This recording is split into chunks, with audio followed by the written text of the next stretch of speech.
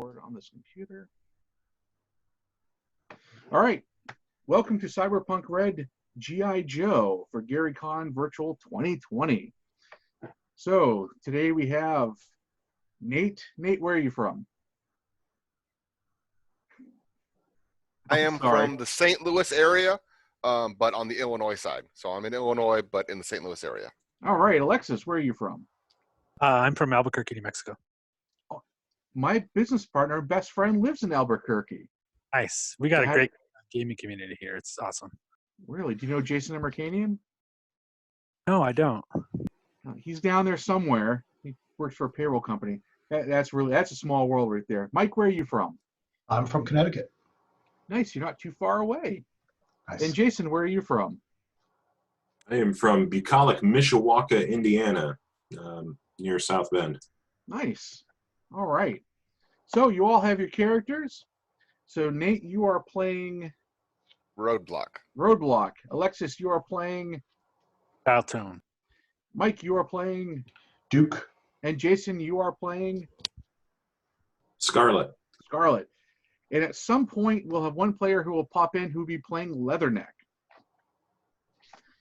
All right, let's begin. So this game takes place in kind of a parallel of the Red, the new Cyberpunk. G.I. Joe is a Militech special ops team whose purpose is to basically stop terrorists and maintain global peace for the United States or what's left of it. Last game, the Joes dealt with a new threat called Cobra, who tried to use a weapon called the Weather Dominator to flood Night City. And they almost succeeded, the Cobra almost succeeded, but the Joes managed to stop them by blowing up the Weather Dominator. Unfortunately, Cobra Commander and his henchmen escaped. You did learn some of the evidence you found at the scene is that it's possible that Mars Industries might have a hand in what Cobra is doing, but without proof, you cannot prosecute them. So they have managed to just walk away scot-free. All right, episode 1. The number crunchers at Militech have picked up chatter about the R4 Airbus. This new jumbo aircraft is capable of low-orbit transportation across the globe. There are two versions of the aircraft. The first is a passenger liner, an upscale aircraft reminiscent of the old Boeing 747-8S, or Boeing 747-8, I'm sorry, but with a more durable design and engine system that uses both chew and battery power, which is friction charged. The second version is a bulk cargo plane with all seats ripped out, along with the central flooring. It is capable of hauling heavier loads, but at a slower speed. The chatter that is coming in about the maiden voyage of the passenger version. There are a dozen high-profile names that will be on that flight, mostly low-ranking corporate heads and public relation officials. A basic check of the list doesn't flag anything out of the ordinary. Additional passengers include family friends of the corpse. Militech has an investment in the new R4 and has requested that the Joes pose as passengers and tag along on the flight to make sure nothing happens. Militech has ordered that they go undercover and all gear be placed in a lower kitchen locker that will only open for the Joes. On to the briefing. General Hawk. Joes, we have a request from the higher-ups to play babysitter to the new R4 Airbus on its maiden voyage. We picked up some chatter that someone might try to make a move to hijack it. Our intel boys already ran background checks on everyone that's going to be on that plane, and they haven't found anything suspicious. So who knows? Just enjoy the flight and come back on the return flight. This is a covert mission, so you'll be going in as a news production team. Daltone will take the lead unless something happens. Then it goes back to you, Duke. All your gear will be loaded into a locker in the lower kitchen. The lock is biometric and will only open for your team. The last thing we want is a cook getting their hands on Roblox's minigun. Good luck, Joes. Yo, Joe! All right. Did you all get the sheet that says G.I. Joe rules? All right. Yes. So you all understand how that works? All right. So for those of you who are watching, all the players got a sheet that talks about the G.I. Joe rule. So because Cyberpunk Red does not totally work with G.I. Joe, there's some slight adjustments that we've made, specifically for G.I. Joe. And it looks like this. So the G.I. Joe rules: by yelling "Yo, Joe," Joes may rally, ignoring any will checks caused by fear. A dying Joe may get one last action when dying, as they whisper "Yo, Joe" one last time. By yelling "Yo, Joe," all Joes get +1 on all rolls, and a Joe doing a kamikaze attack gains +5 to their attack roll only after yelling "Yo, Joe," and may not defend or dodge after. So that's how that works. All right. So, Joes, you've been provided with a van with a big old label on the side of it that says Global News Network. And there's news crew gear inside the van that includes a camera, mics, data pads with editing apps, etc. All your military gear has been sent on ahead, which means you have none of your armor and none of your weapons. All right. How would you like to play this out? Where would you like to start from? I'll pick up a big camera and yeah, carry it. I'll be the cameraman, I guess. All right, Duke's gonna be the cameraman. Yeah, I'll carry all the other equipment. You know, just the suitcases of equipment. I'll be the roadie. All right, Roblox the roadie. No pun intended. Yes. Alexis, what are you doing? And I'm making sure that, the communications are up, doing my job. All right. So in the case of dial tone, so you don't have an interface skill, but you do have a communications electronic skill. So you'll use that whenever you try to hack communication electronics. So we don't actually have an actual net runner in this. Dial tone is kind of like the hacker, but it can only hack certain types of technology and programs. So, all right, who's driving?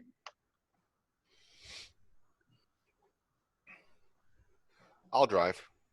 All right, you're gonna drive the van? Yep. Okay, so you're provided with a manifest of who's actually on the plane. Who wants to go over the manifest? I'll go over the manifest. How many people are on it? Let's see, 2, 4, 6, 8, 10, 12, 14, 16, 18, and 20. 20 people total.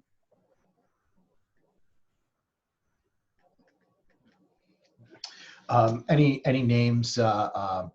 Any names strike out at me? All right, so there is Reggie Doverton from Biotechnica, who's a low-level executive, and Preston Lambert, who's also another Biotechnica executive. Akiko Akura is an Arasaka exec. Lucian O'Malley is a Mars rep. Plato Weiss is the Tanzer Arts rep. And then Terrence Vicker is the trauma team rep that are going to be on the flight. Everybody else are either crew or their support staff. Okay. And it turns out the intelligence about children and extra people on the flight was wrong. Okay. So these are all VIPs then that are on this flight, this maiden voyage. Okay. Yeah. And we already know, or we believe that Mars Industries may be involved, so that's someone we'll have to keep an eye on, this Lucian O'Reilly. Yep. Okay. All right, Joes, remember this isn't a vacation. Yo, Of course Joe. not. Alexis is making sure he gets every bonus in there as humanly possible. I will get all my Yojo bonuses.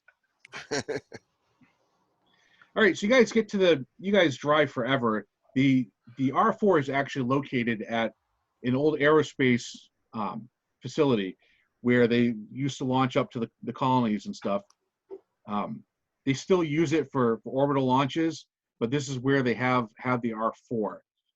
The security at this facility is actually pretty slim, considering the chatter you guys have gotten, the state of the world as is. But there's a small security task force there, but nothing. I mean, the security task force is so small, Roadblock could walk over and like flick them with his finger and knock him over. Yeah. Oh, Jason, you're playing Scarlet. What are you doing? So during the van ride over, she's just going over the bio list and making sure that she memorizes everybody's name and all their faces and what they do. And also trying to come up with some bogus lines in front of the camera, talking about how impressive the aircraft is and things that she really doesn't care about. Nice. In that case, we'll give you the rest of the manifest. So there is Fergo Pride, who's the pilot. There's Hailstrom Nord, who's the other pilot. There's Derek Deckrunner Sampson, who's the engineer. There's Paul Frost, who's another engineer. There's Maggie Gearbox Frost, who's yet another engineer. There's Chimes, who's a stewardess that'll be on the flight. Greg, who's a steward on the flight. And Chef Griles, who's the cook. The personal assistant for Preston is Gipper, and the personal assistant for Reggie is Kipper. Akiko's bodyguard is Dorn. Her personal assistant is Eco, and the secretary is Jensen. Lucian doesn't have anybody with him. Plato Weiss, the Tanzer arts guy, his personal assistant, one of them is named X, and his secretary is named Y. And then there's Terrence Vicker, the trauma team rep. So those are all the people that are additionally on the flight. Duke, I'm pretty sure all of these are Cobra agents. It's not impossible. How about you run the names to the computer and see if any of these are known aliases? You're gonna write a check, Scarlet? Yeah, would I still have access to my risk deck? Yep. Yeah, because you all have data pads anyways, because they're provided to you for your cover. Using there's an app that allows you to do a criminal check. They're localized, so because you guys are based out of Night City, you're only going to get the criminal database from Night City. So you run the basic check, and nobody pops up except for Dorn. Dorn is a solo who's got a little bit of a record for unnecessary excessive force type stuff. Former soldier that worked in Russia, in the Russian front, or the Soviet front, who's now working in Night City as a freelance bodyguard. Minor infractions. Yeah, minor infractions when it comes to the big picture. Okay. So as you roll onto the facility, the guard at the checkpoints like, your name. He's got a clipboard a data pad with a list of names. It's like, your name, please. Do we have aliases already, or You can just make them up. Okay. So, yeah, my name's Mark Hinton. All right. Yeah, I don't know. I don't see a Mark on here. We might be listed under the news network. What news network? Someone wasn't paying attention. GNN. Global News Network, yeah. There we go. All right. News network. Global News Network. I was about ready to go and look on the side of the van. All right. So he's like, he looks at all of you and he looks my at the name name tag. It's like, Yeah, he looks at Roadblock especially because Roadblock's got these honking cyber arms. Uh-huh. He's just like, yeah, okay, yeah. Yeah, this gear's heavy. Yeah, The gate opens and they let you drive through. Okay.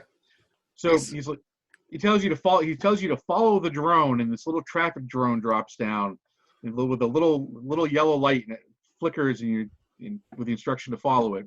All right. So I will follow. The van, you follow along, and you eventually get to the runway.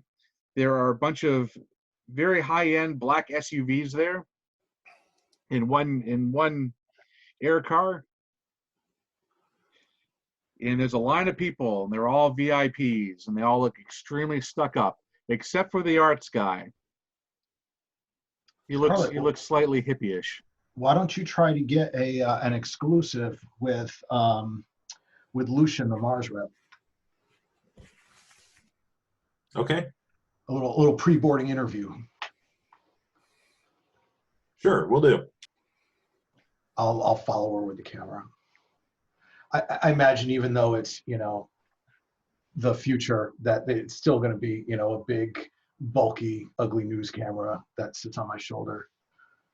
We'll say that you're using some outdated equipment. Yeah, either that or it'd be a drone, probably. Just kind of. True. We don't have the budget for that. Yeah. You guys haven't done the air squirrel yet. All right, so Jason, you go up to interview. Yeah, I'll check my makeup and my hair before I get out of the van, and then walk smartly over to Lucian, the Mars rep. What was his last name again? O'Malley. Oh, O'Malley. Well, there's one thing for certain, Jason. You have no problem being ginger. So Sure. I'll walk up and say, Mr. O'Malley, Jennifer Hudson with GNN. If you would kindly take a moment and tell us a little bit about your new project here. What are you talking about? This isn't a new project. I'm just going along for the ride to get back to Ireland. You know why I got a shitty accent today. Well, I mean, this is you've been involved in the development of this, haven't you? No, I'm just along for the ride. Why don't you go Okay. pester someone else? I'll press him for more information and say, well, what currently are you working on at Mars Technology? I don't even know you. I've never even seen you on TV. How about you go bug someone else there, Ginger? I stifle the urge to punch him in the throat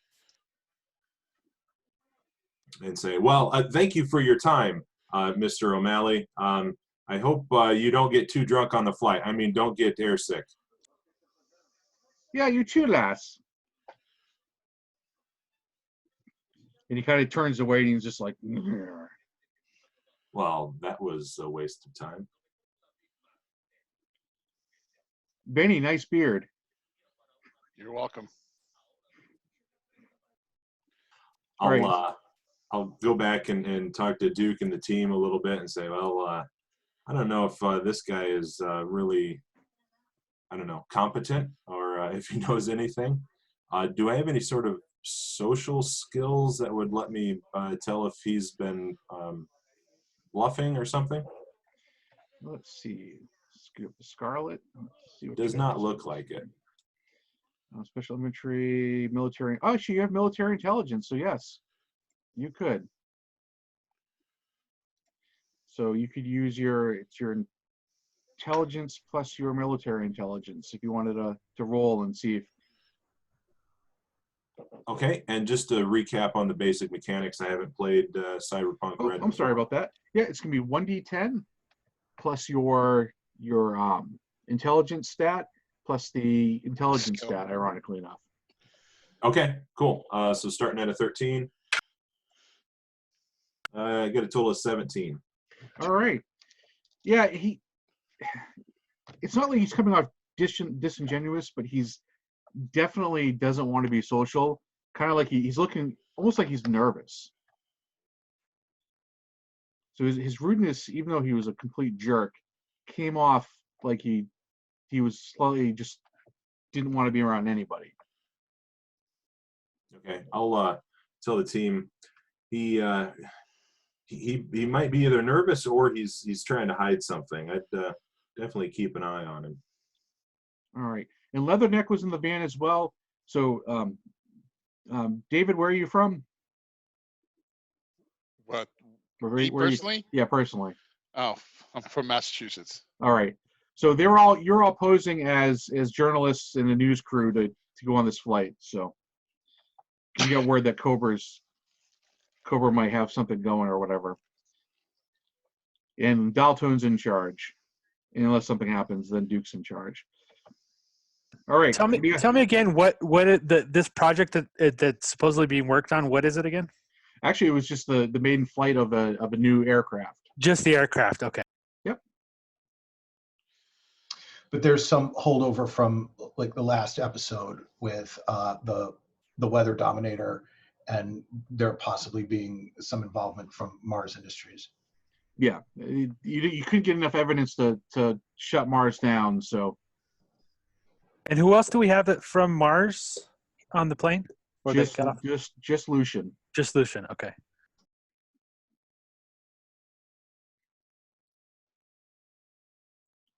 All right, what do you guys want to do next? I suggest that we try to do, get some tracking shots of the folks standing there waiting for the plane to arrive, and I'll do a couple talking head shots of just like intro stuff, mainly so that Duke is able to get a good shot of everybody that's present and the whole layout of the facility here. So that's what I'll do. Then I'll get some close-ups, but I'll try to get shots of everybody who's entering the plane, as well as just kind of wide-angle shots of the facility and the plane in general. All right. And I'd like to make sure we get that. Being the communications guy, I want to make sure we're getting that to whoever we need to get that as soon as we get it. Like if we can live link it to them somehow. Uplink to headquarters. Yeah. All right. So as you're panning and doing your shots, you get a panning of Preston and Reggie, and their personal assistants run up to you and they're like, "Oh, sorry, you have to schedule to film." So if you like to schedule, they pull their data pads and like, so what time could we schedule in the interview if you want to do an interview? Yes, you have to schedule the time. And so they're looking at each other and they're dressed almost identical, Yipper and Kipper. I mean, their outfits are completely ridiculous. And they're just like, so what time do you, because we do plenty of scheduling. Who handles makeup? Do we handle makeup? Do you handle makeup? How does this work? We're pretty self-sufficient. We weren't told anything about any scheduling. Doesn't make much sense to do any sort of shots after. Why can't we do it right now? Because you have to schedule. Mr. Doverton's schedule is extremely busy, and Mr. Lambert's schedule is even busier. So if you don't schedule it, then we can't do it right. Not to mention, then you want to give me a shot from this angle, not that angle, and Doverton has a slight blemish that we will have to cover because it cannot be on television. We can fix that in post. Now, you say, no, we can't trust you, because last time someone did that, they completely had the blush and they darkened it so it made it look like there was a giant birthmark on the side of his face.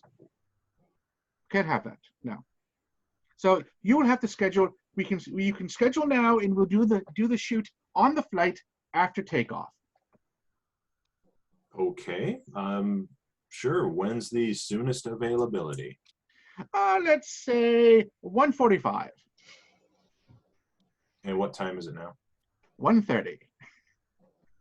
Well, great. I'm glad we set that appointment up because it surely would have skipped my mind. And I'll make sure to pencil it in.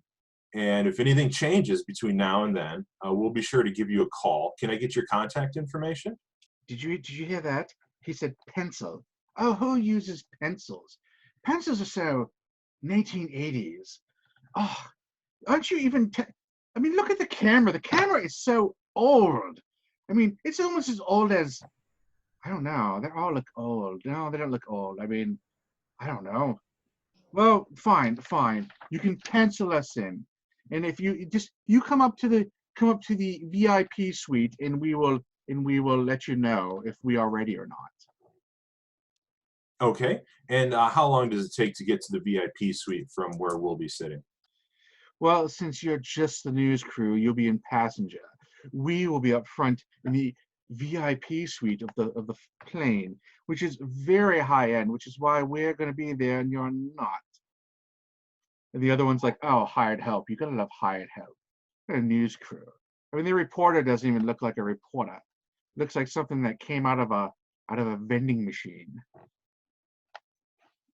Again, the urge to throat punch is being repressed. I say, okay. Well, thank you for your time. I kind Slipper and Nipper. of like I crack my knuckles as I'm watching these. Go ahead, Jason.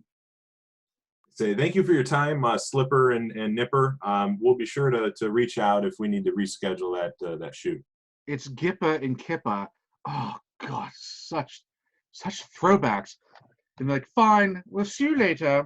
And they walk off and they're like, oh, and they start trash talking you guys, and they're like, oh, that was so funny. And they fist bump as they walk away. Great.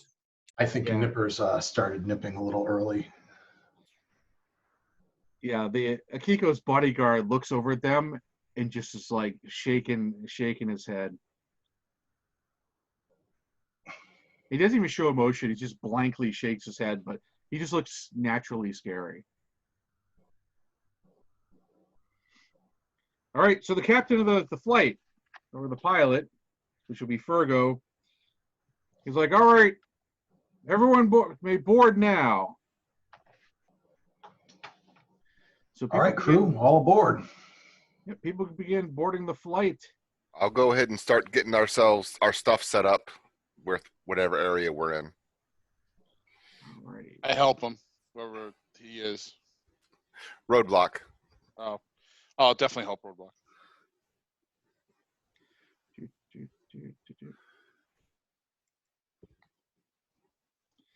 I love when I'm trying to open something and it was not opening to the screen. We have plenty of time. We're going to be in boarding group Z. All right. So yeah, you guys are like waiting forever to get on that flight.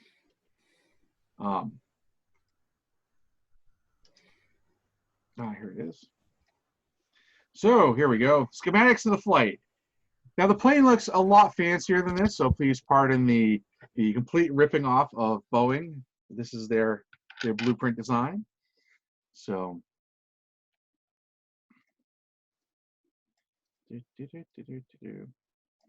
everyone begins boarding. So this is the very high-end VIP suite.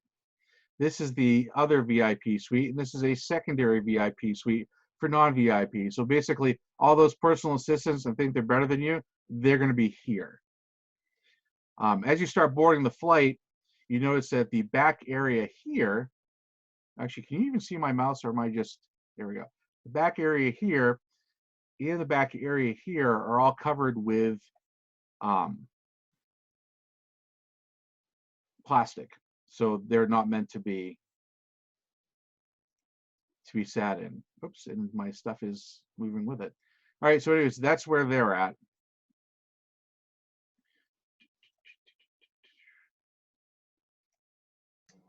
So when we walk to our seats, where do we sit? You're going to be sitting actually right here. Okay. And that is the center of the plane.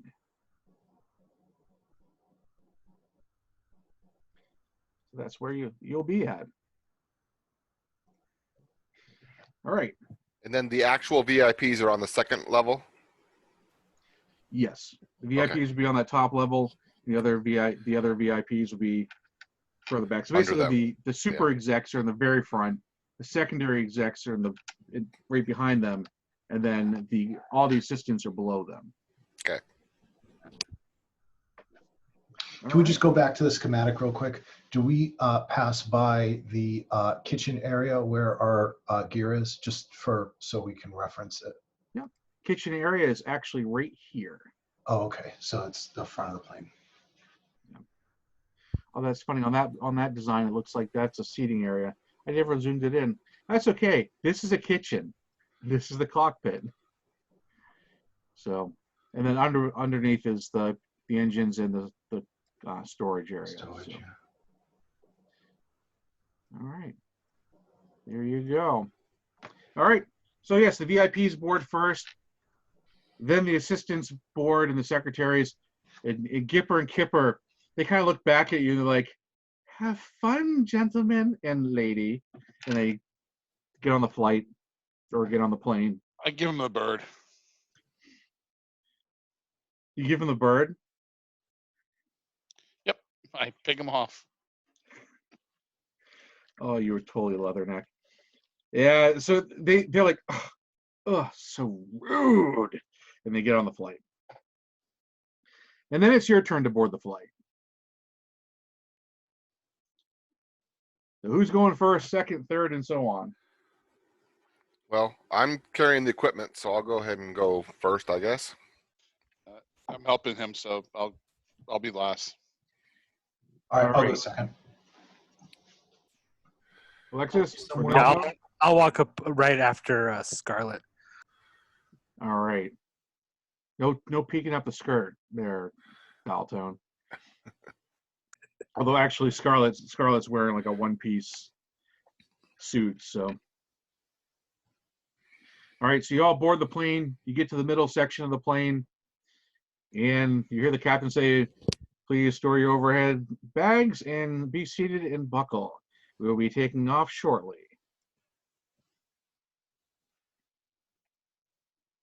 We probably have to stay here up until the Are we armed? no. Oh no, all your weapons and armor and everything, they've been sent ahead and they're in the kitchen. Oh, They're right outside the cockpit. Essentially. we're a crew, right? We're like a camera crew. Yep. News crew, yeah. Yeah. All right. So I have my my vest on. That's all. Just my vest. Okay. Yeah, you guys can sell me on body armor if you want. I'll let And- you know if I'm going to let it fly or not. And, Actually, and no, you don't have your vest on because you have a combat. You guys all have combat armor, and that's all been stored. That'd be too obvious, man. That's a very high tech armor you guys have. I do have my Marine hat on. You can have your Marine hat on. I'll let you have the hat. So where on the plane would we be able to hook up like our communication stuff, like, in the guise of it being sending our news feed? All right. So for communications, oops, come on, I want to draw. All right. Oh, it's really not going to let me draw now. Anyways, it's going to be, the communication. You can actually link up in where you're sitting.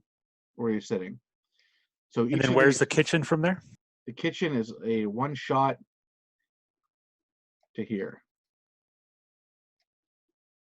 So literally you just have to walk through that lower VIP area to get basically past all the personal assistants and stuff to get to it. Just past the nosy personal assistants. Great. Yeah. Because they love you guys. Yeah, obviously. And Leatherneck did not help your situation whatsoever. All right. You guys want to do anything before the plane takes off besides get your communications equipment set up? I'm just going to stay, alert. I'm familiar with aircraft, obviously, so I'm just going to keep my eye out for any kind of obvious sabotage or traps or anything that any nasty surprises Cobra might have left for us. All right. Are So there any other crew in the back half of the airplane, or is that just completely sealed off? it's not sealed off. I mean, there's plastic hanging down, which is pretty unsightly, and then Yeah. everything's bagged. Every now I and then, one of the engineers walks back there just to check stuff. I wanted to take a peek back there to see if, there's anything underneath that plastic or anything that looks unusual. All right, so you go back and you pull up a plastic bag and there's a body. I'm kidding. Duke, like, dude, you just like lit up, man. It's like we have something.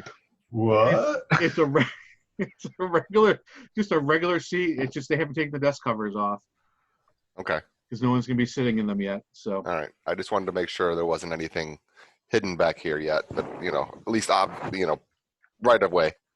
yeah, and Paul Frost, one of the engineers, happens to be back there. He's like, "Hey, you guys aren't supposed to be back here. You're Oh, about to take off." I'm sorry. I was looking for a place to plug in. Sorry about that. Yeah, there's outlets underneath all the seats. Yeah, I know. There's Even- never enough outlets. You know what I mean? Even in ghetto class, there's Right. plugs. Never enough outlets, though. We got so much equipment, but I appreciate it. Sorry to bother you. Nope, that's all right. Just get situated because when this thing takes off, sometimes it takes off like a fighter jet. Oh, okay. That'll be interesting. I've never, that'll be very different than anything I'm used to. Duke, I feel naked without the gun. Oh my god. Anyone else want to do anything before we take off? Last call. No. All right, so you buckle up, folks. guys buckle up and you hear the engine start. So you expect to hear loud engines, and they're actually really soft engines. And you can hear the personal assistants are like, oh, so that's the electric engine that's on, and then the jet engine will kick in after we've taken off. And then once we've gotten into low orbit, then the electrical engines will start up again.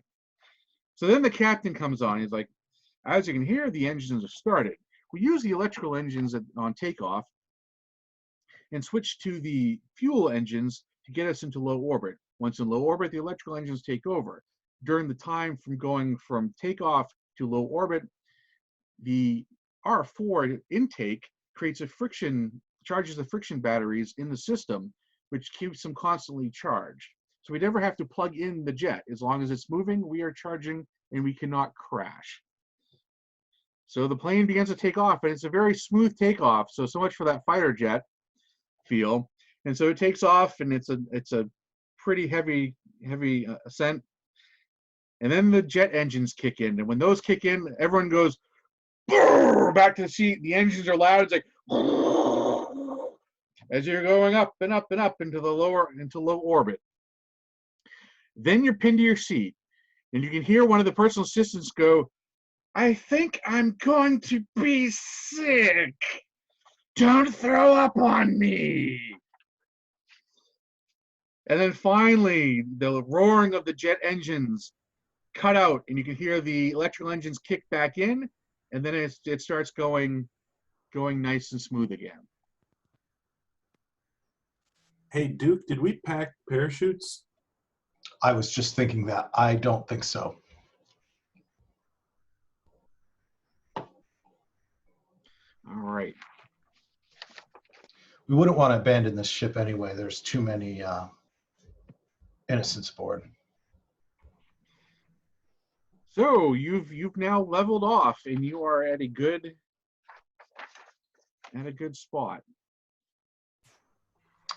Damn, nobody threw up. Scarlett, how much time do we have for this till this interview? 1 minute. So I literally am going to go by the actual clock just to make sure that we stay on track. All right, I'll start unpacking the camera then. Are you ready, Jennifer Hudson?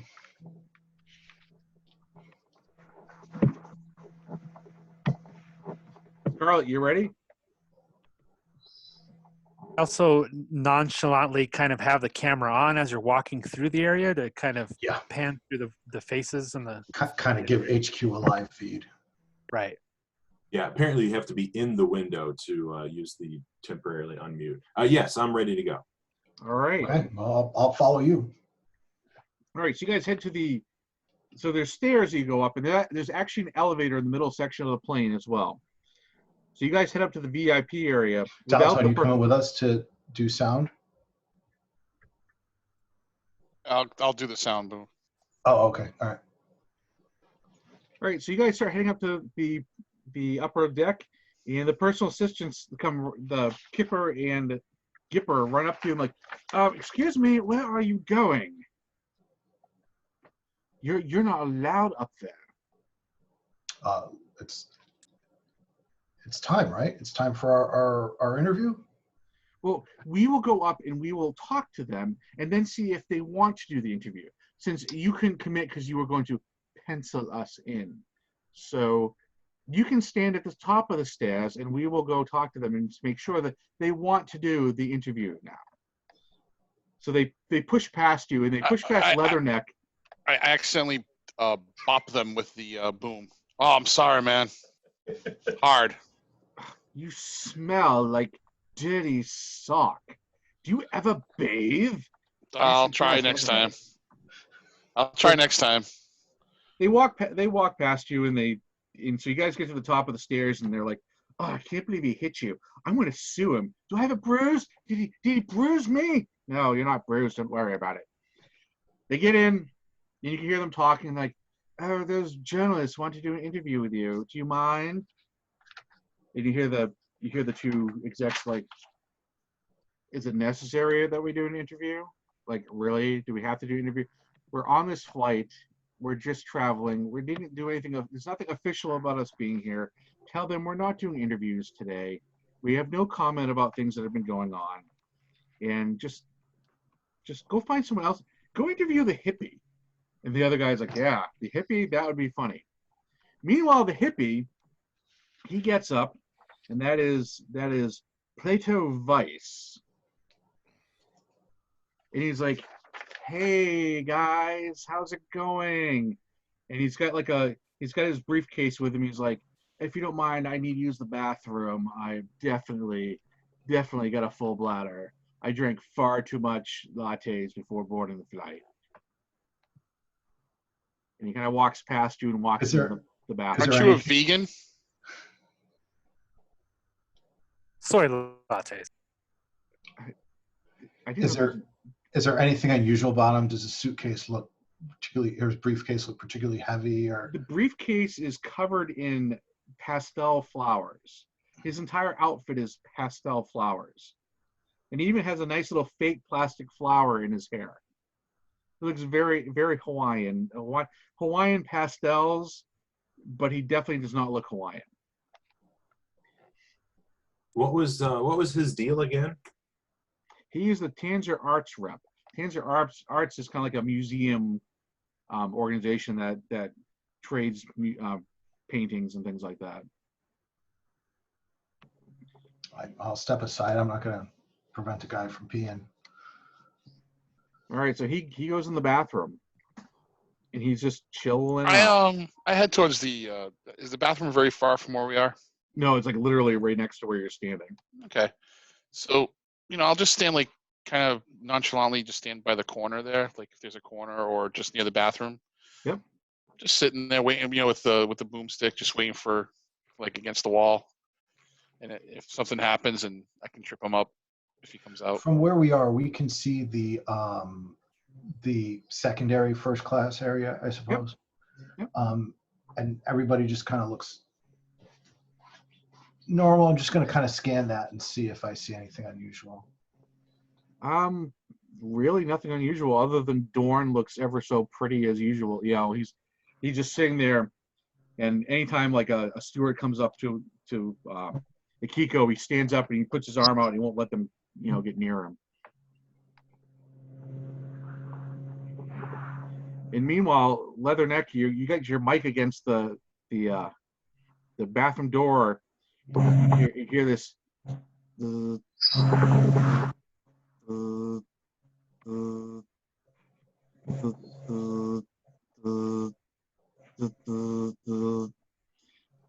you hear, I don't want to know what's going on. "Oh, it feels so good."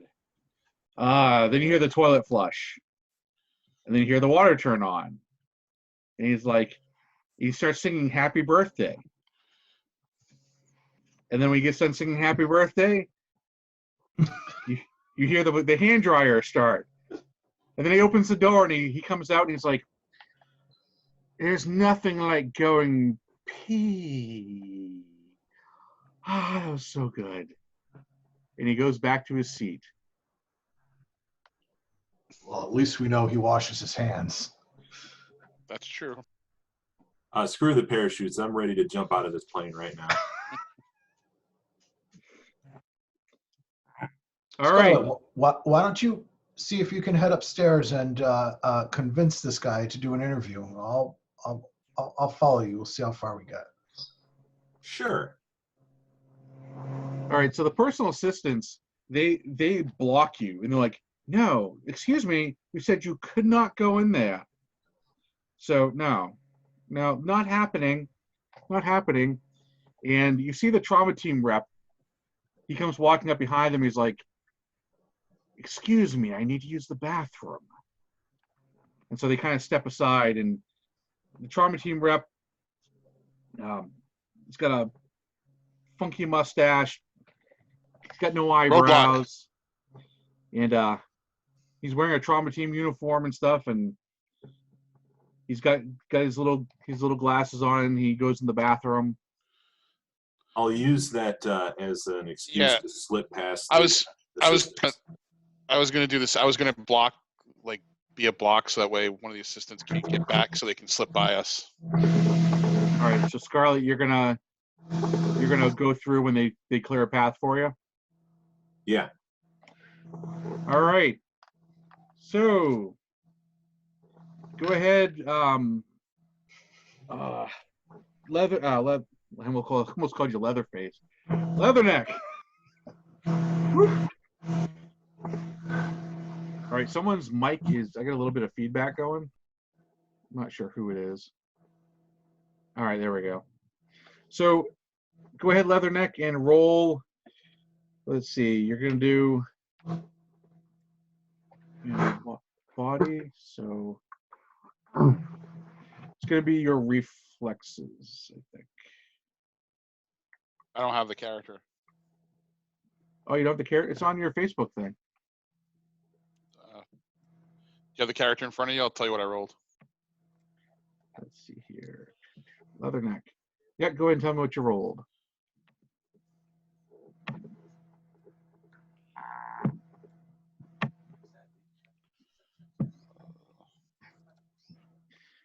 Here's Leatherneck. I rolled a 1. You really rolled a 1? Oh, that's did. terrible. 1. All righty. So, yeah. Leatherneck is like trying to push past them, and they're like, and Kipper and Gipper are really very robust in there. No, you're not getting past, and they're pushing you, and they're trying not to like touch you too much with their body, so they get their fingers on you, like, go away. Oh, Scarlett, sorry. you want to try slip through? Yes. All right, give me it's going to be a reflex roll, I believe. 1 second here. Hey, I got a total of 12 if it's reflex.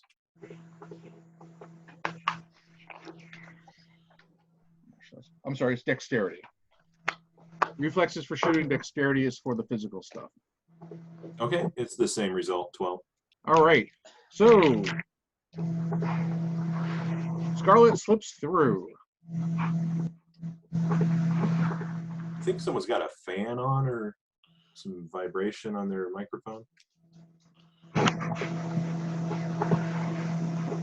I thought that was just ambient plane sounds. I know at this point that's what it might be. I'll troubleshoot it as we go through. So it's me. Hold on, sorry.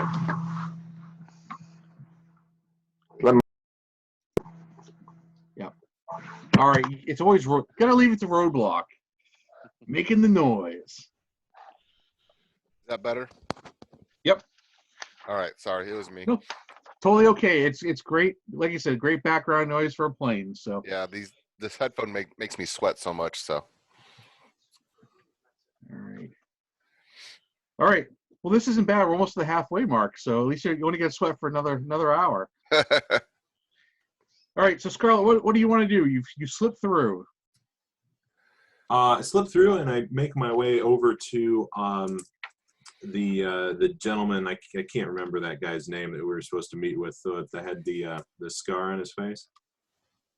Oh, the Biotechnica guys. The blemish on the face. Yes. All right. So that would be Reggie. Reggie Doverton. So you make your way over to Reggie. Yeah, and I say, Mr. Doverton, if you don't mind, my name is Jennifer Hudson with GNN. I'd like to ask you a few questions about the maiden voyage here. Oh, well, that's not a big deal then. Yeah. What would you like to know? Oh, well, basically, how is your firm involved in the development of the aircraft? And if not, what are your thoughts of the plane and the flight thus far? No, Biotechnica is not involved in the flight whatsoever. We are just actually hopping a flight so we can get over to England for a business meeting because the satellite is not working right. So just communication faux pas. So we thought we'd top the flight. Oh, okay. So this is just a regular flight for you. What are your thoughts on the flight as it is? Well, it's loud when you have the engine, and it's definitely not environmentally friendly. Well, I can certainly agree that it's loud. So you mentioned something about a satellite not working, having issues with your communications networks? Well, ever since the bomb, not many communication satellites are working right. So every now and then, someone has to fly out and go meet in person. Oh, understandable. Okay, and just for clarification, there's another Biotechnica guy with him. Is Yes. that right? Right. Yep. And I'll sort of stick the microphone in his face a little bit too, and I'll say, and sir, are you attending the meeting as well? Personally, I'd rather be at home, but because those punks blew up the Arasaka Tower and nuked half of Night City, now I have to fly everywhere to do my meetings. So personally, I am not happy that I have to be on this flight. And for anyone watching this and you decide you want to be a rebel, don't. Because it affects more than just the people you're trying to get revenge at, the people you're trying to shut down. If it wasn't for Megacorps, you all would be dead. Now piss off. I will turn to face the camera, if you will, and say, well, there you hear it, folks. Crime doesn't pay, and neither does civil disobedience. All right. You handled that well, Scarlett. While I'm here, I'll also just kind of take a look around and see if anyone's acting weird or out of place, especially Lucy and O'Malley. Lucy and O'Malley is sitting there, and he's got his little ear pods in, and he's just not looking around. He's really trying to not be noticeable. So he doesn't have like a deck out or anything. Nope, he's got his briefcase sitting on his lap.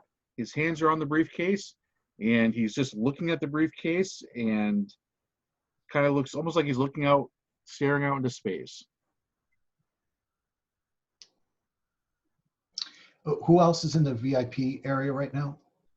Plato Vice, the hippie, and you hear a flushing of the toilet, and Terrence Vicker, the trauma team guy, comes out and takes a seat. And Akiko, the Arasaka exec, is in there too. Although Akiko is in the very far front VIP suite. Okay. And his bodyguard's not with him? Akiko's bodyguard is with her, yes. Oh, is with her, okay. Hey, Roadblock, take over for a little bit. Here's the boom mic. Will do. I head towards the kitchen area. Okay. I'm not going to do anything. I'm just going to hang near the kitchen area. I just want to check out where our equipment is. All right, you go down the kitchen, and the chef's like, you see one whiff of you, and he's like, get out of my kitchen. No, get out of my kitchen. You stink. You smell worse than the cop that I haven't even cooked yet. Go, get out of my kitchen. I just look around to see if I can find where the stuff is. Yeah, you do see there's two large, looks like refrigerator units that have just been installed, and they have fingerprint locks on them. Okay. Whatever, man. Whatever.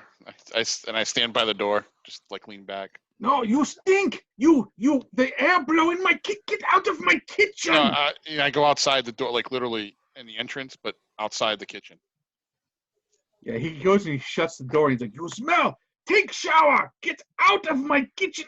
In the in the lower VIP area, all the people are like, oh my God, dude, like go out back where the plastic is and bag yourself.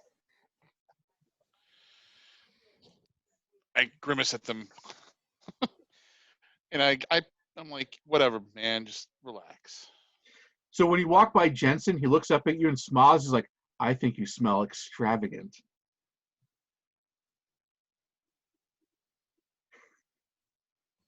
I give him a thumbs up.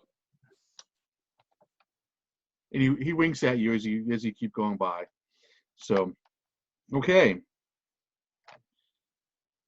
So upstairs, for those of you upstairs,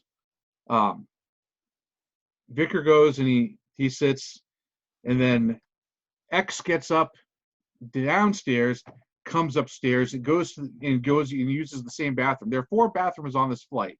So now X is using the same bathroom that Plato and Terrence used. He's like, I have to use the bathroom. Excuse me. Like, we've only been in the air for like, 30 minutes or something? I mean, this one bathroom's getting a lot of traffic. Yeah, there's a lot of nervous bladders in this group. And then Y comes up after X is in the bathroom, and Y gets in line. He's like, I have to go to the bathroom. Oh, there's a line. Oh, well, I'll wait. There's another bathroom in the back of the plane. That's for you people. This is our bathroom. We use this bathroom. Does he have anything on him? Like, is he carrying anything? He's wearing a suit and he's wearing a set of visors or a visor that kind of streams, like you see like news feeds streaming, like constantly numbers streaming. But he's not carrying anything. Nope. And X is doing the same thing. X has the same set of visors and it's streaming. You see streaming numbers and stuff.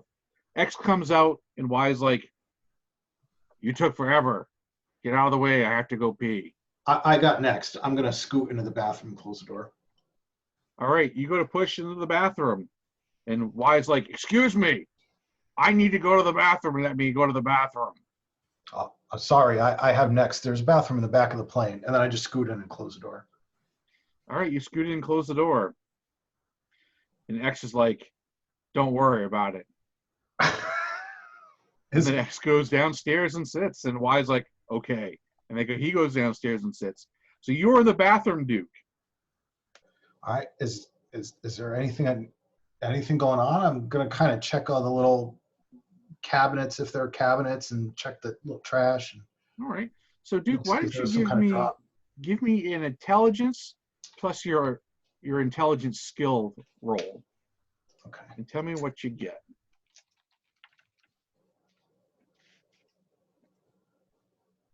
Okay, so I rolled a 6.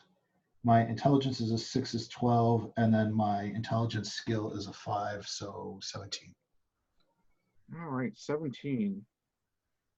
Yeah, you notice that when you're digging through, like kind of checking stuff, there's a panel that's slightly loose. Okay. Yeah, I'm going to carefully see if I can open it. All right, you pull it open, and there is a pistol sitting there.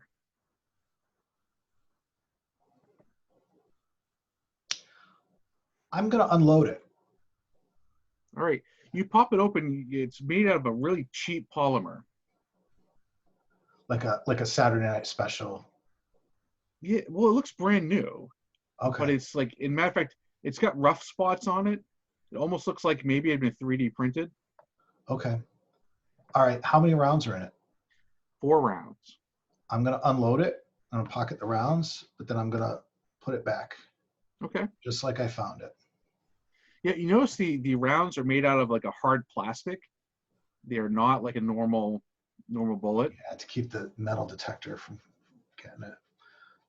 Is there anything else in here? Just the pistol. Just the pistol. Okay. All right. Yeah, I'm going to unload it, but I'm going to put it back. I'm going to try and put everything back the way it was. Okay. And then I'm going to flush the toilet. I'm going to wash my hands for 20 seconds. And I'm gonna step back out. I guess I know what our public service announcement is going to be at the end of this one. Is Y still waiting to use the bathroom when I leave? Nope. Y is not. You don't see Y. Okay. All right. However, Dorn comes up to the bathroom. He's like, "Are you done yet?" All yours. Good. And he goes in the bathroom. All right. I'm gonna motion to the Joes. Maybe we should head back to our seating area. All right, guys. What do you want to do? You going to go back to your seats or seating area? Now might also be a good time to speak to Kika since Dorn's in the bathroom and not, shooing people away.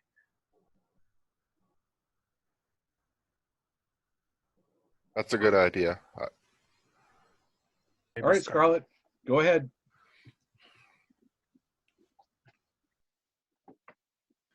I'm gonna whisper in Scarlett's ear that there's a pistol in the bathroom. That somebody dropped a pistol in the bathroom. Okay. I'll head back up front and I'll do kind of a fake. Well, here you see the lovely VIP seating area, the spacious foot room, yada yada yada. And then I'll lean over to Miss Akiko and I'll say, and excuse me, Miss, what's your name? She looks at you and she shakes her head and says something to you in Japanese. Actually, do you speak Japanese? Languages. Oh, you do not have that? Nope. I speak Chinese. Yeah, not going to help you there. She speaks to you in Japanese, and she kind of just like shoos you along. Domo arigato. And I'll just make another quick survey of the area before we head back down to our seats. Or when you say that to her, she does smile, and she bows her head a little bit, and then goes back to. She's got like a data pad in front of her, and it's like got a whole bunch of like numbers and stuff. Looks like she was working. Okay. I'm gonna try and get a shot of that. Just we can look at later. Okay. You get a shot of that. So as you're taking your shot, you hear the toilet flush in the bathroom. Yeah, let's head back to our seats now. But you don't hear the hand thing go off or the sink, and Dorn comes out of the bathroom. He's like, "What are you doing?" I'll Just heading back to our seats. I'll fumble for some hand sanitizer and hand it over to him and say, "Here, I think you might need some of this. It's in a 3.1 ounce or smaller TSA approved bottle." He looks at you and he's like, and he takes it out of your hands, he pops it open, and he just dumps it into his mouth and drinks it. And he's like, "Thank you, stewardess, for the drink." And he walks back to Akiko. Damn, son, you could have got a cocktail. You're in VIP, man. I don't think he's all there. Nope. Then I'll head downstairs. All right, so you guys are downstairs in the middle, chilling out. Well, you guys want to have a conversation, or do we move forward? Yeah, I'm gonna let the team know that I found a pistol in the VIP bathroom, and that it's unloaded. So I think that X maybe dropped it there for Y, or maybe the bodyguard had somebody plant it there before the flight. Does it look like there was room for more than one? Yeah, the space was about, I'd say, like 1 foot by 1 foot, So big enough for two. or big enough for a couple. Big Or enough. For, yeah, 3 or 4 guns or whatever. okay, big enough for a couple. Yeah. So there may be guns on the plane. One of us should hang out in the kitchen. There's 2 refrigerator units with the thumbprints. Okay. I'm not allowed in the Well, kitchen. I've got Probably cooking that tank skills, top so on. I've got cooking skills, so I know a little bit about cooking, so I can go check that out. That's fine. There's a chef in the kitchen. He's a big ass. Just letting you know. Well, that's okay. I can talk with him. I can, throw out some terms, and he might let me go. Dalton, you still have some of that hand sanitizer? Yeah, I just got my bottle left. Don't give it to that big lug though. Can I have some? Yeah, sure. I rub it all over my head and my face and my armpits. Trying to make myself smell a little better. Little field shower. Yeah. So I'm going to go ahead and head up to the kitchen area. And I want to make sure we get our footage, uploaded to HQ to see if we get anything back from the shots we've gotten so far. All right, so you transmit the data back. And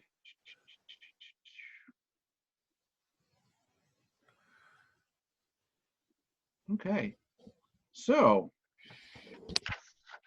we go on to episode 2. All right, so you guys are sitting in the central area there, and Roadblock, you go to the kitchen, and the chef's like, "What do you want?" I'll talk, because I'm a cook as well, so I'm going to sort of talk shop with him a little bit so that he won't kick me out. I'd be like, I know what I'm talking about. It's it's a hobby, but I actually know what I'm talking about. Make some of that famous gumbo. Yeah. So you start talking gumbo, and he's like, gumbo. Gumbo. Yes, gumbo. I know gumbo. Let's do gumbo. Okay, sure. I'll help him make some gumbo. That'll give me a good chance to be up here. All right, you guys are in the kitchen making some gumbo. I'll roll up my sleeves and be like, just like Grandma used to make. With your arm beaters. Yeah. Okay, so in the middle central area, you guys are sitting there, and you see X and Y. They start heading up. They walk kind of towards you guys. Then they pull the curtain, and then they walk back. And then a few seconds later, they open the curtain and they go upstairs and they head upstairs. So where did they go before shutting the curtain? It's almost like they were trying to have some privacy, then they decided to go upstairs instead. So they pulled the curtain, and they opened them, and then they headed upstairs. Okay, so they were up front in the first class area, and then Well, they were in the lower VIP area. yeah, okay. And so they go upstairs with Plato. Dialtone, maybe you should go and keep an eye on them. You're like the only one here who hasn't stood in line for that bathroom yet. So maybe I'll give you like I'll a go ahead few and do minutes that. to go watch them. Yeah, so I'm gonna go like I I go. And I go towards where they had pulled the curtain. And I pull the curtain to see if there's anything. It's just all the personal assistants are all just sitting there. I wave. I shut the curtain again. All right. So Dalton, you're upstairs, and you see X and Y. They start walking towards Akiko, and Plato's in the lead. And the bodyguard gets up, and he kind of takes a step back. And then X and Y reach in their jackets, and they pull out pistols. And then Dorn pulls out a pistol, and he points his pistol at Akiko, and X and Y point their pistols at the other VIPs. And then they grab Plato, and they put a gun to his head. And like, this is a hijacking. This plane now belongs to Cobra. Please be seated. Do not resist. And the X and Y start moving towards the cockpit. This is in the upstairs? Yep. Who's there right now? Not. I'm the only one seeing it. Yep. I'm gonna act just I'm gonna feign like I'm scared a little bit and sit down, and I'm assuming do we all have some sort of communication between each other or not really? Yep. All right, so I'm just gonna go just a real quick yo Joe, just to kind of signal like something's going down. All right. Yeah. They heard you. When he says that, I head towards the kitchen. Me too. I follow. And Doran's like, we have a G.I. Joe on the flight. And he starts walking towards you, Daltone. What do you mean? What do you mean? Joe's my grandpa's name. It's just, he's the one I think of when I'm scared, I'm scared right now, man. Don't hurt me, man.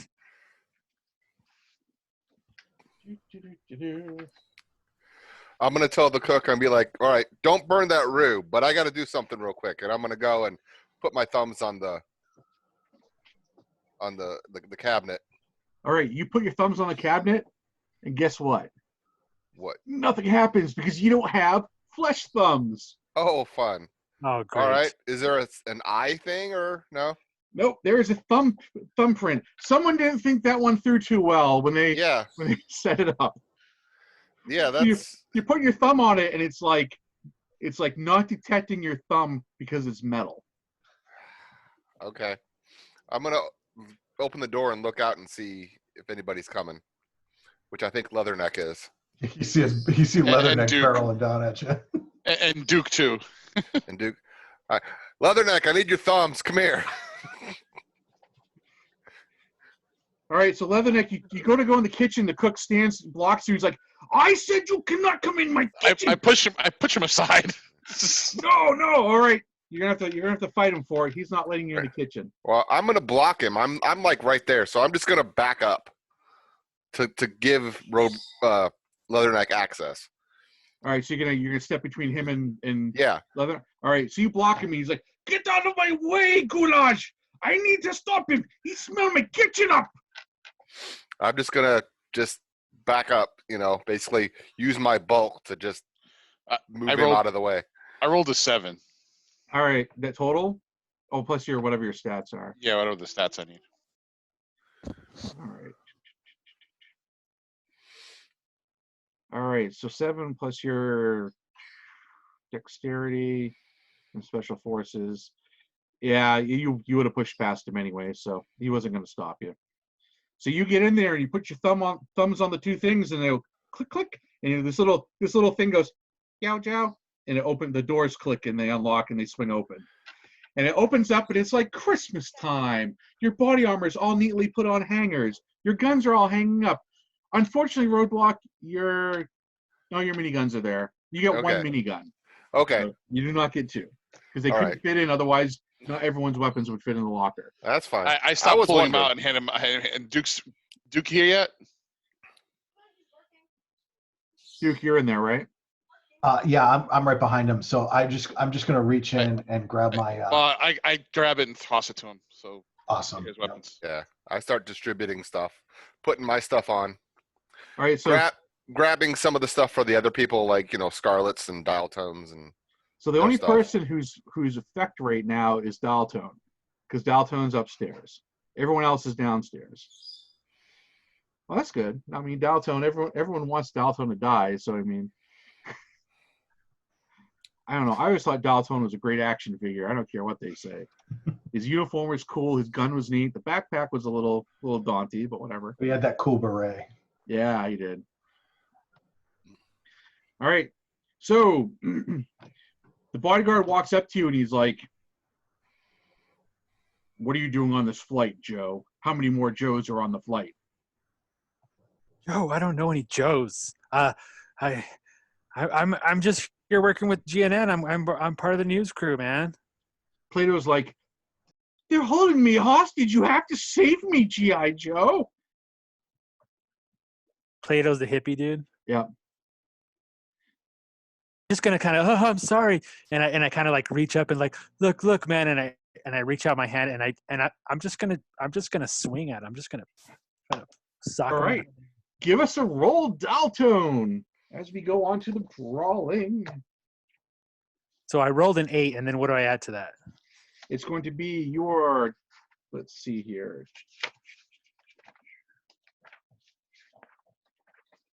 I love the critical damage table. I cannot stress that enough. That's reputation.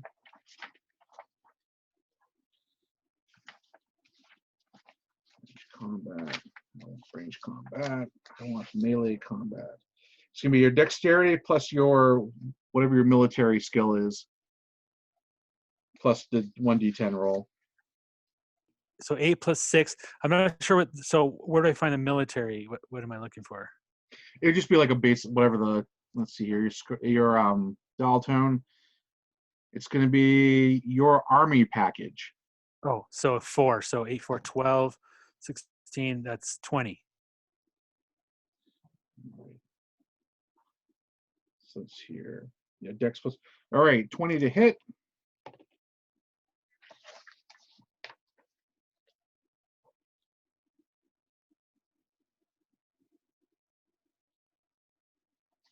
He actually dodges out of the way. Oh no. He moves fast. So you go to swing at him, he's just like almost like that. Whew. Oh no. And then these guys got him. He's like, "You were asking for it, Joe. One more move like that, and I'm going to put a bullet in your skull."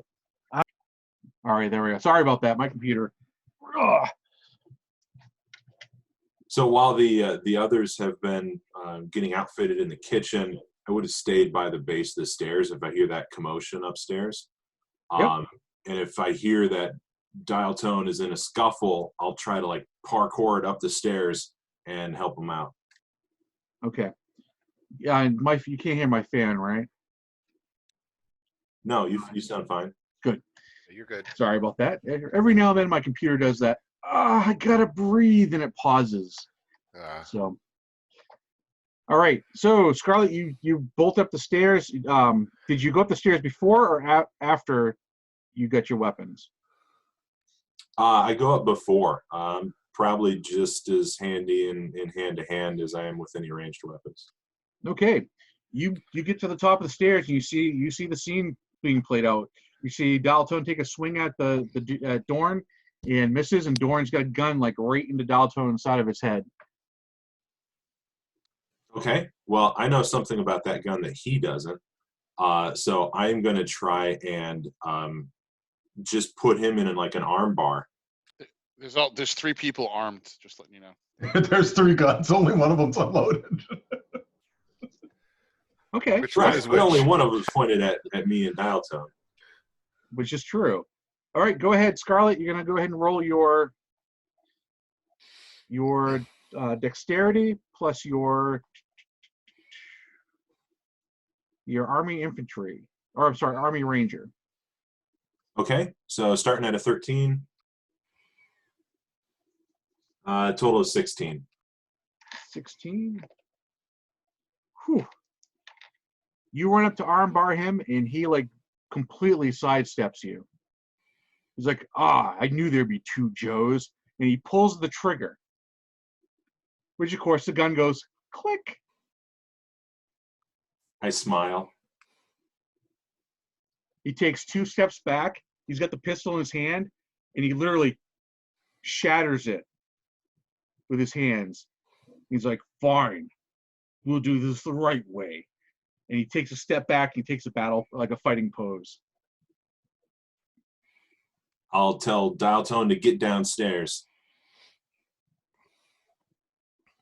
Do that. I'll do that and try to get our gear. All right, Daltone, you scoot down. You scoot out of the seat and run down the stairs. All right, so Scarlett, X and Y, you notice that they're right at the cockpit door. And they're standing there facing each other, and you see like lights flashing from their visors. But Dorn is definitely blocking you. And Plato is on the floor between the 2 of them, and they both have guns to his head. Okay. All right, Joe's. I'm basically gonna be in a defensive posture and wait for backup to come help me out. Okay. Downstairs, Joe's, what do you want to do? You see Daltone come scurrying down the stairs. Yeah, Right. we're running. I'm I'm running upstairs. I'm gonna toss Daltone his stuff Yeah. and probably Scarlet's stuff too. Yeah, I'll grab that, get my gear on, and then head up to. I'm heading up the stairs as well. Yeah, and then once I got everybody geared up, I'm gonna head up in the back. All right, Duke, you get up there first, and you see Scarlet. She's getting ready to face off with Dorn, and you see the two gentlemen in the X and Y next to the cockpit, and they're holding Plato hostage. So there's one of them's in combat right now with Scarlet. Yep. And then there's two of them holding the hippie hostage. Correct. All right. I don't want to risk shooting the hostage. So I'm going to charge at them and try and hit them with the butt of my rifle. All right, you're going to run at the two gentlemen. Yeah. So you start running at them. Okay, this is where Yo, Joe! this is where we need a roll for initiative, because this is where it's going to get slightly complex. So initiative works like this. You're going to take your reflex, roll 1d10, and add it to your d10.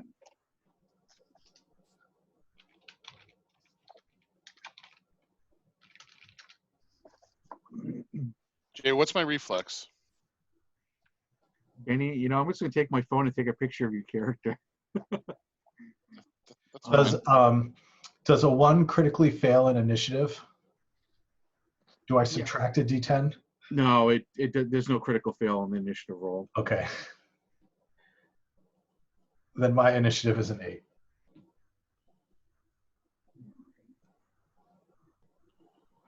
Benny. Mine's an 8 too. Dial-tone's an 8. All right, Benny, I texted you your character. Just let me know if you can read it or not. Wow, that actually looks really cool on a phone too. Roadblock got a 14. All right. So roadblock 14, dial tone 8.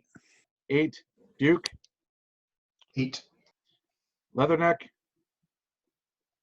I rolled a 4, but I'm still waiting for the character to come through.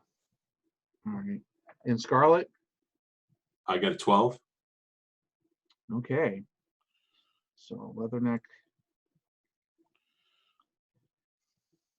that will be reflex. What'd you roll, Benny? I rolled a 4. 4. So yours is gonna be 12. All right. So Dorn goes first because he rolled the highest. So let's see. 1 through 5, he's going to try to stop Duke on the run through. Anything higher than that, he's going to go after Scarlet. He definitely is going to lay the smackdown on Scarlet. Dorn takes a swing. Oh, God, that's painful. Man, Scarlet just lost her fingers in the last game. And it looks like Scarlet's going to take a...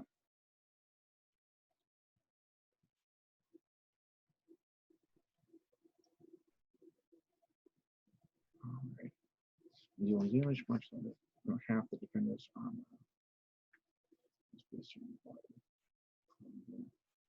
All right, Scarlet, what's your body rank? Body is 6. Okay. Go ahead and try to roll for a dodge on this. It's going to be your dexterity plus evasion, which will just be your military skill, plus Okay. 1d10. Okay, I got a 21.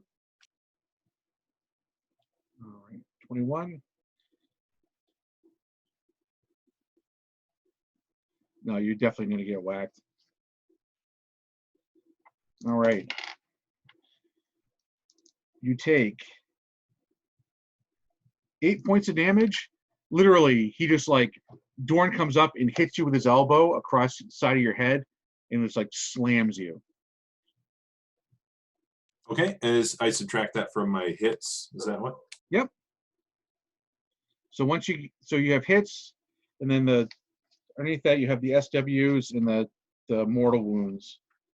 So once you start taking so much damage, we then go to the critical table and we start ducking you from there. So there's lightly wounded, seriously wounded, and mortally wounded. So SW is seriously wounded. But until you hit that, you're you're still good. When we get to critical injuries, that's when it gets really fun. All right. I'll roll with that punch. All right. Okay, who got under a 19? 18, 17, 16, 15, 14. I'm at a 14. All right, Roadblock, you're up. All right. So I'm going to hop upstairs, right? Yep. And I'm in the back behind everybody. So what I'm going to do is I'm going to yell, like, this is more for the passengers, but I'm like, everybody get down. And I'm going to start the minigun spinning. I'm not going to fire. I'm just going to spin it so that they're going to freak out. And then is there like a hold action or anything like that? Or Yeah, I'll let you hold for an okay.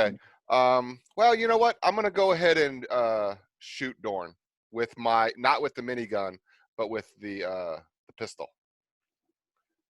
Oh, you have a pistol? Yeah. Oh, nice. I must be I've got generous with guns. I've got an automatic pistol as well. So yeah. All right, go ahead and take your shot. Minigun's more of a distraction than I'm not going to open up with the minigun inside the airplane. We could just take this really, really dark, though. Yeah. But anyway, I'm going to fire the pistol, and that is based on, you said reflexes, right? Yep.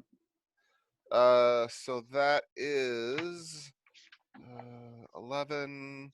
That's a 16. 16, you definitely hit. All right. And that All right. one does 3d6. Yep. So that one is 8. All right, you fire at him, and literally the round hits him, and Dorn doesn't even flinch. Mm. He's slightly bleeding, but he doesn't flinch. Yeah, he's cybered up.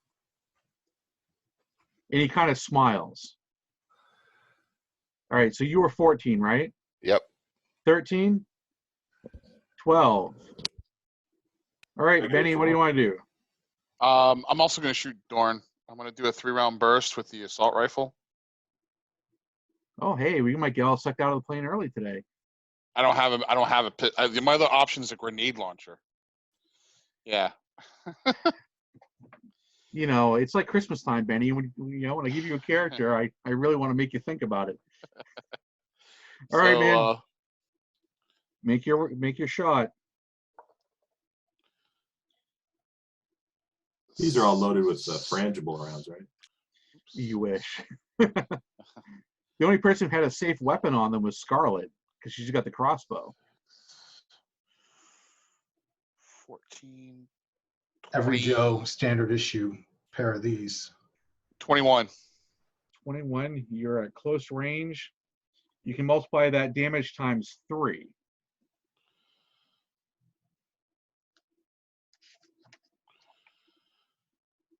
So you're doing auto fire, right? I was doing a 3-round burst. Yeah, let's call it auto fire. So you're gonna roll 2d6 for damage and then multiply that times 3. So the way the auto fire round rule works is if you roll over the DV value that you have to hit. So in Benny's case, he needed to roll above a 13. So the max you can have the multiplier is 3. So it reduces the damage of the weapon, the base roll, but then you multiply that damage by however numbers over capped at 3. So How much? I'm sorry. How many d6? 2d6 multiply times 3.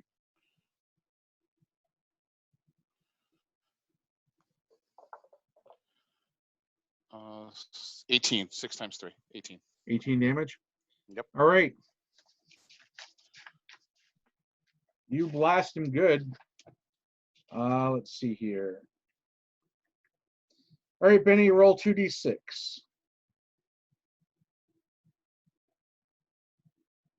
10.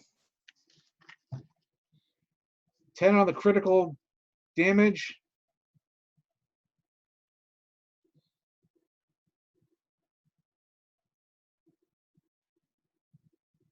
All right. You blast him back against the wall. Thank God you hit him, because if you hadn't hit him, you would have blown a hole in the side of the freaking plane. All right. That was 12. Anyone else 12? 11? Wait, who's 12? Scarlet? Yes. I will sort of take the momentum of his hit and translate that into some rotational force and do like a back kick and try to hit Dorn. All right, give it a roll. Just a 16. If you hit a 16 to hit. Yeah. All right. And what's your body? My body is 6. All right. Roll 2d6 for damage. That's a total of 9. All right, you crack him good. Roll 2d6 again. 10. Wow. 2 spinal damage rolls. That's not bad. With an assault rifle, then with a. So yeah, you hit him. You drop Dorn down. I mean, he's like now laying across some seats on the plane. Duke, what'd you have for initiative? 8. 8. So 10, 9, 8. All right. I had 8 Duke. also. Okay. So Daltone, you were downstairs getting your gear on. So Duke, you were running up on the hostage. On the 2 gentlemen holding someone hostage. They both have guns, right? Yep. And I can do 2 melee swings. Let's see here. You do 2 shots.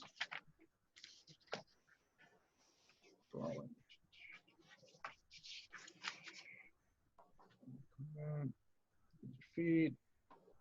Yes, you can do two strikes. So I'm gonna basically try and deck one and then the other. All right, give it a roll. All right. So the first one I got a. What skill would I use? Reflex, and then for Scarlet, her skill. No, I'm Duke. Duke. Sorry about that. Duke is going to be Airborne Infantry Package. Okay, so it'd be 6 plus 8 is 14, and then it's Dex. Yes. 21 on the first one. You definitely hit. And then the second one would be a 20 total. And that one. They were actually both. They both will hit. What's your body? My body is 8. All right. You're gonna roll 3d6 for damage.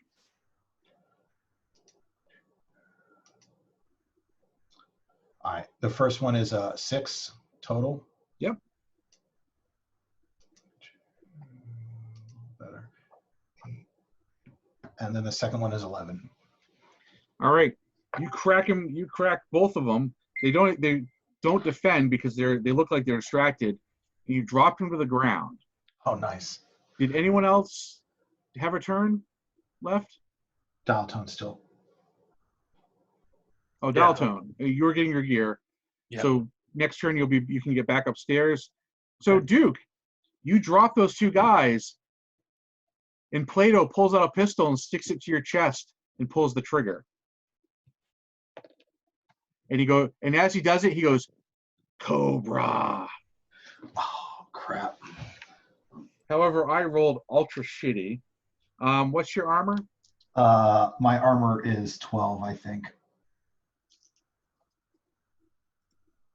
Armor is 15 SP. 15. I knew we shouldn't trust a hippie.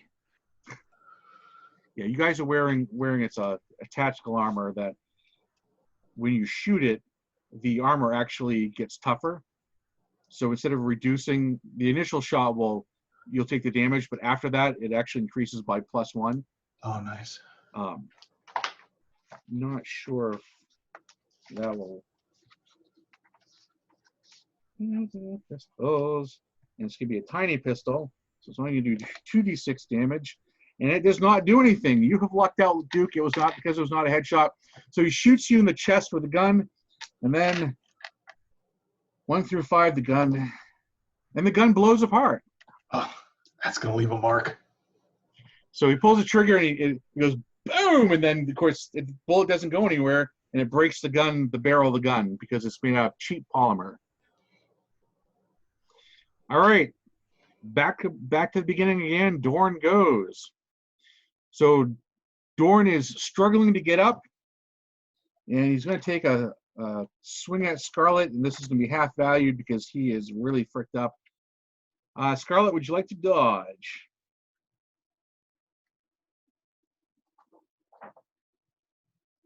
Yes, I would. Okay. So go ahead and roll for your dodge. Okay, so that's just straight up Dex 13. All right. You do get out of the way. So he stands up to hit you, and he takes a swing. You notice when he's swinging at you that his gun wounds that were bleeding are slowly starting to stop bleeding, and they look like they're healing.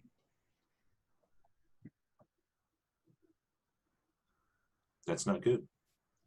No, it is not. All right. Who is the closest to the back in the VIP area besides Scarlet?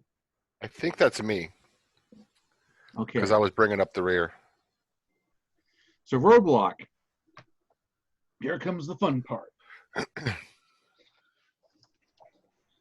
All right. So Terrence stands up behind you, leans forward, and he puts his hand out. And when he does, a jet of gas blows in your face. Okay. And he's like, let's have a little trip, shall we? You're going to give me a will save. So you're going to roll 1d10 plus will. All right. That's a total of 8. All right.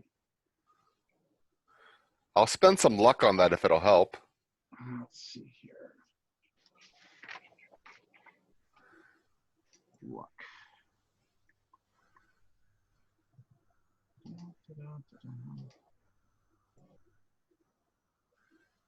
Speaking of luck.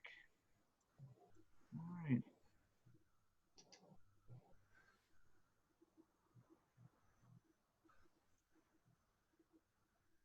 Option before you roll, you can portion.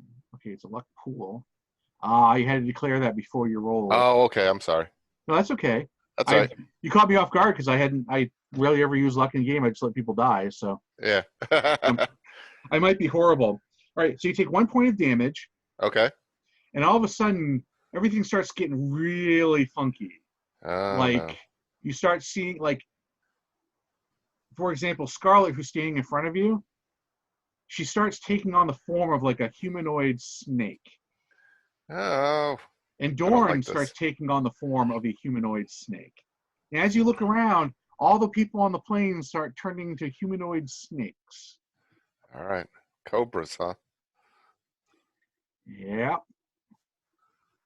And you have been gassed. All right. All right, who is after the adversaries? That would be actually Roadblock, right? So it's my turn, yeah. Yeah. You take 1 point of damage as well. Yeah, I did that. Okay. Okay. But this guy's right in front of me, He was behind you. behind me. All right. Well, I'm gonna turn around. And he's now right in front of me. I'm gonna jam the barrel of the minigun into his chest Okay. and pull the trigger. Okay. All right. So you turn around and Hi, doctor. there's a dude. There's a dude it's like a giant snake with a monocle. Yeah. And you pull the trigger. Okay. Give me a roll. Ooh. This could be very short-lived. Oh no. I rolled a 1 on the die. Roll again. I 'Cause I know ones explode badly. I know. you Or know at least they did in the box. They do, but he might. Ones explode badly. Let's see. Combat. critical failure. Thank God this is bookmarked. When you roll, okay, roll another d10 I rolled a 5. and subtract that from what your base roll would have been. So my reflexes is a 7. Yep. And my gun is a 5, so that would give me a 7, I guess. He gets out of the way, Okay. and your minigun goes off. Yes.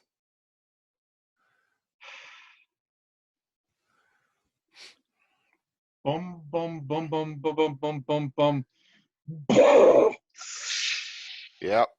And the plane starts going roar and starts veering and throws everyone all over the place. Everybody make a dexterity save. It's just rolling at our decks. Yep. 11. Ooh, Duke. 9. 13. 9.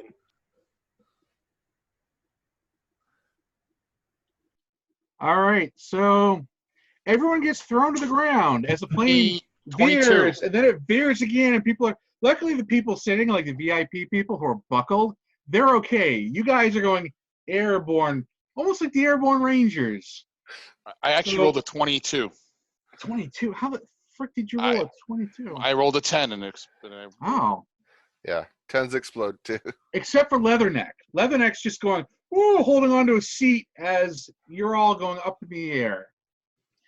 For those of you upstairs, you see that the Terrence, his glasses are now a single monocle, and he was trying to take his jacket off, which revealed a nice little outfit. Matter of fact, I even have a picture for you. the doctors and The doctor, yeah. I love this. I have everything set so it automatically opens in Photoshop, and that's not what I want. Then to open with photos, and then share. And you have this gent. He's like, this is not part of my plan. As he gets thrown too. And so he's letting he's got to get like a gas thing built into his wrists, and he's firing gas everywhere. But it's getting sucked out because there's a hole in the side of the plane. You done good, Roadblock. Okay. If you say so. Roadblock, who unintentionally saves the day. Yeah. and, Right, and the who's funny after thing is, Roadblock? hold on. He might not save the day because all he's seeing is everybody's snakes. He doesn't know who's the enemy and who's not. Yeah. There's a lot of snakes on this plane. That is true. Yes. I think I rolled a 12. I think I'm actually next. All right. Is it Daltone? Or is it Scarlet? Scarlet, what was your initiative? I also got a 12. All right, so we'll start with ladies first, Scarlet, and then we'll do Leatherneck. Scarlet, what do you want to do? I'm going to try to regain my footing and take another kick to Dorn. All right, give it a kick to Dorn. Okay, that's going to be a total of 20. All right, you're going to hit him and actually roll 2d6 again. 10 again. At this point, you break his spine. I mean, he's been hitting the spine so many freaking times. So you hear a crack and like his legs go limp and they're just flailing around like Joe from Family Guy.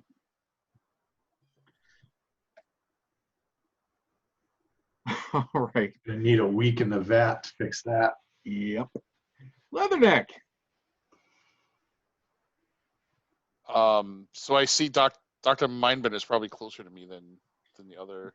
Yeah, Terrence is kind of like he's stuck to the ceiling right now. How big of the hole is it? Is it enough for a Well, person? each of the holes, and there's multiple All holes, right. are probably about that big, the size of a quarter per hole. All right. So there's nothing big enough for a person to go through. No. Just depressurizing the plane, which is going to be great for oxygen. So I Especially at low orbit. I actually shoot Dr. Mindbender. All right, give us a roll. since you're the only person who actually was stable.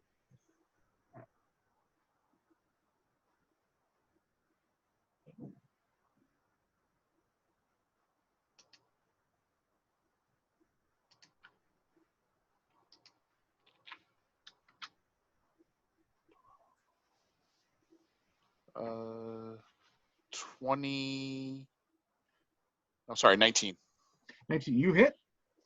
And go ahead and roll. Was it full auto or just a single shot? Just a 3-round burst. All right, roll 2d6 and multiply that times 3, because you still rolled higher than the thing. So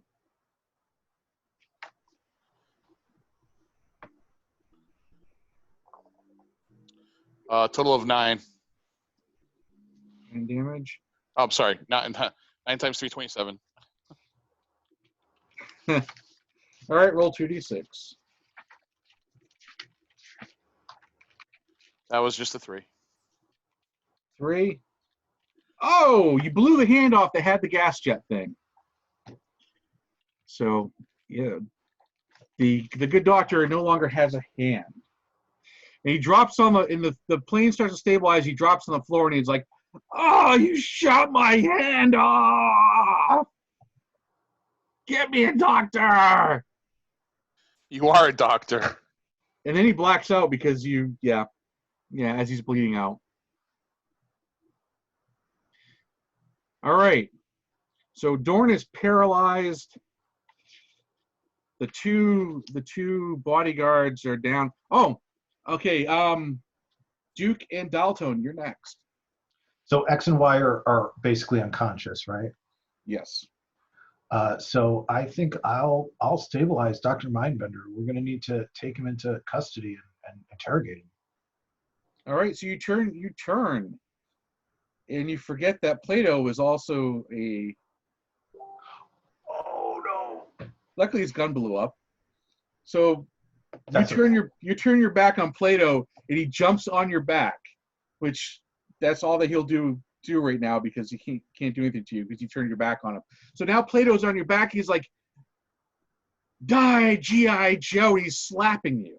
It's like, "Die, G.I. Joe!" Dalton, you're up there. So I see who is on whose back? You see Plato, the hippie. He's on Duke's back and he's slapping him. All right, so I'm gonna come up and kind of headlock and try to yank him off and like body slam him down to the floor. All right, give us a brawling roll to grab and slam him.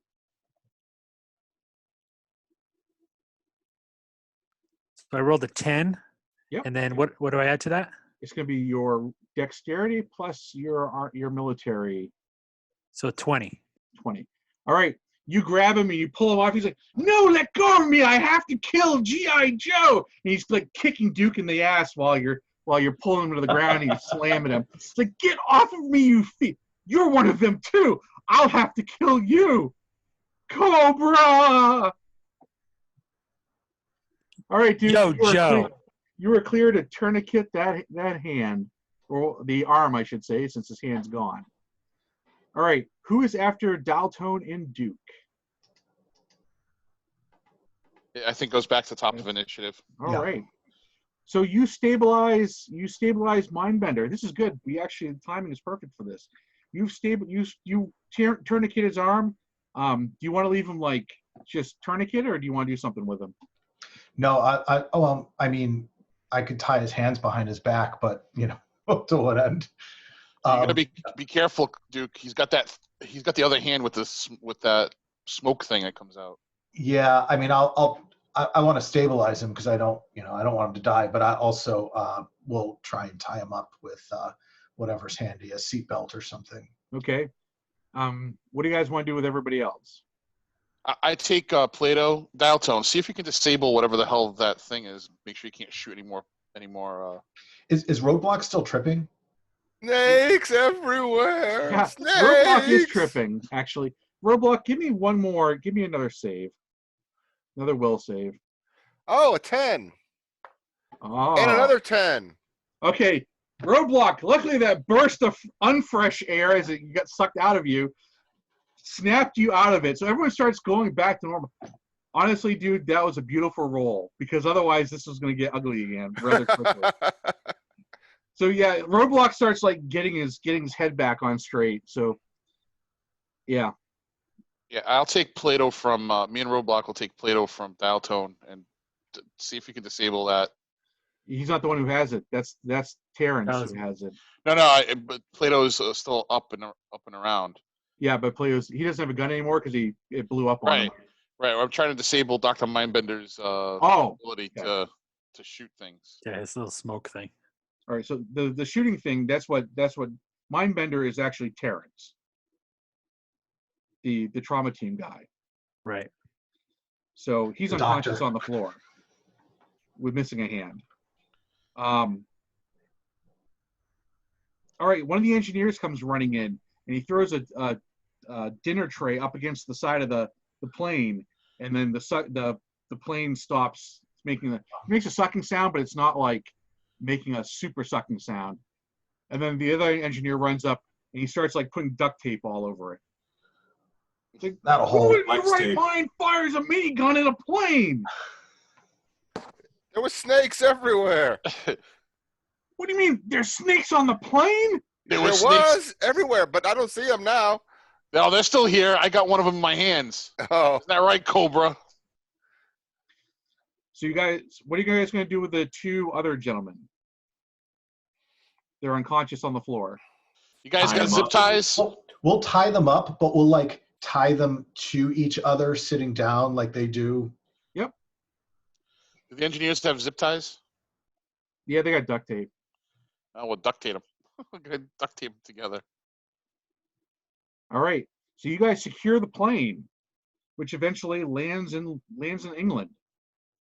What you discover is obviously that Terrence Vicker was Dr. Mindbender. He was but the problem is his paperwork was all in order. So when he did the background check, there was nothing saying that he wasn't Terrence Vicker, which there's a problem there. The two X and Y, the two people that Duke knocked out, they were actually televipers. So when you get them off the plane, they go to take the visors off, you literally take off the front part of their heads. They detach, and then there's a whole nice little like jack system in there. Dorn, when you get him off the plane and stuff, even though you have him tied up, by the time you land, he's almost completely healed. He was a Neo Viper, which you guys saw once before when you were on board the ship going after the Weather Dominator. And then Plato was just under the mental control of Dr. Mindbender. And the little monocle that Dr. Mindbender had was a mind control device. So you guys land in England. How do you want to wrap this up? We'll stand triumphantly over the captured Cobra agents and Together, say guys. something witty. No, we gotta say "Yo, Joe." Stand over him and say "Yo, Joe." Yo, Joe, Joe. All right. So knowing is half the battle. Actually, to wrap it up, we need to have like an epilogue where somebody talks to children about how to wash their hands. Yes. That's the That's the PSA. all right, do the PSA, gentlemen. You do it, Leatherneck, because you're the stinky one. So like Leatherneck comes out of the bathroom and there's like, and he's obviously hadn't washed his hands. Yeah, and Duke says, You know, hand washing is the only way to prevent the spread of germs. You need to make sure you wash your hands for 20 full seconds. And now you know. and knowing is half the battle. G.I. Joe. Nice. Excellent. All right, guys. Did you guys have fun? That was awesome. Yeah, That was fun. great. That was so- Really awesome. awesome. Got really good. Great. And, I'm really surprised at how well the G.I. Joe meta fit into the Cyberpunk Red system. Yeah, me too. Yeah, awesome. Very awesome. It's kind of funny because I actually I conned the starter kit with, of all things, SpongeBob SquarePants, and it actually worked for SpongeBob SquarePants in an advanced future where Bikini Bottom was all like bad, and the corporations with the Krusty Krab and the Chum Bucket, it works. All right, cool. That's awesome. Yeah, the GI Joe stuff. I did a huge fusion. Like you can go online if you type in GI Joe RPG on, I think it's YoJoNet or whatever. There's actually like all these PDFs I did way back because I wanted to have a GI Joe game, and then it was easy to port over to Cyberpunk Red because it's like a adjusted version of Fusion with some different rules, but it works well. So, I have a Viper Pit file that has like all the Vipers statted out, and converting them to Red was easier than converting them to 2020. So I was actually kind of glad when I looked at Red. I'm like, oh, thank God, this is actually way easier than I expected. So, Yeah.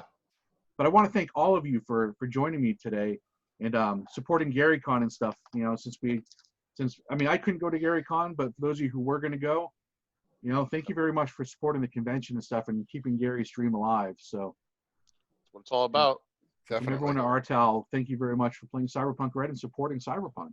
Yeah. Thanks, Jay. Thanks a lot, man. That was awesome. Awesome. Thanks. Thanks everyone. Till